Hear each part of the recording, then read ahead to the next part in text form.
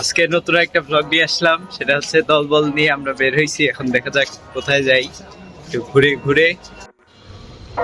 আমরা এখন বের যাচ্ছি হচ্ছে তারেক রেস্টুরেন্টে। দিনাজপুরে মোটামুটি বেশ নাম করা এই রেস্টুরেন্টটি। তো দেখা যাক যাই আমরা কি খাই, আপনারা সব সাথেই থাকুন। আমরা চলে আসছি এখন তারেক রেস্টুরেন্টে। এটি হচ্ছে মালদহপট্টি রোডে, হোটেল ইউনিকের অপোজিট।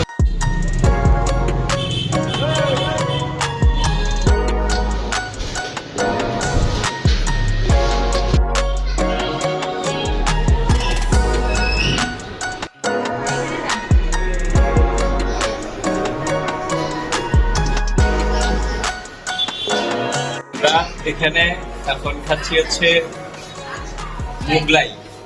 আর যদি কেউ কিছু খেতে চায় তাহলে সেটা অর্ডার করতে পারি, কিন্তু আপাতত তারেক রেস্টুরেন্ট আসলে অনেক নাম করা একটি রেস্টুরেন্ট। আমরা ছোট থেকে এখানে আলিম, তারপর নান গ্রিল খেয়ে আসতেছি।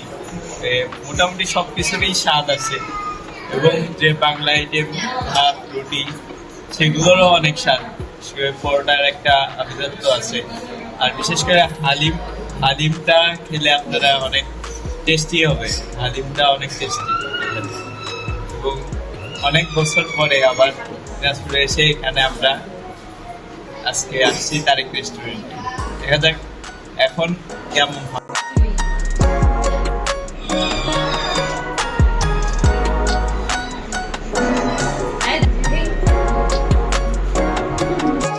মোগলাই চলে আসছে, এখন আমরা টেস্ট করে দেখবো যে আসলে মোগলাইটার কি টেস্ট আগের মতোই আছে নাকি। কম কও মজা, কিন্তু আগেরটা মনে আরো বেশি মজা।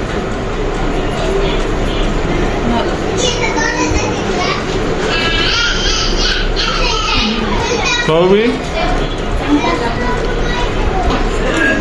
আবার কও ভালো।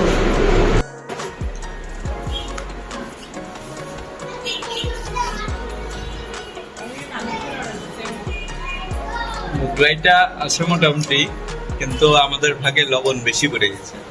আমাদের মোগলাই খাওয়া শেষ, এখন আমরা যাব চা খেতে, সাথে আছে আইসক্রিম।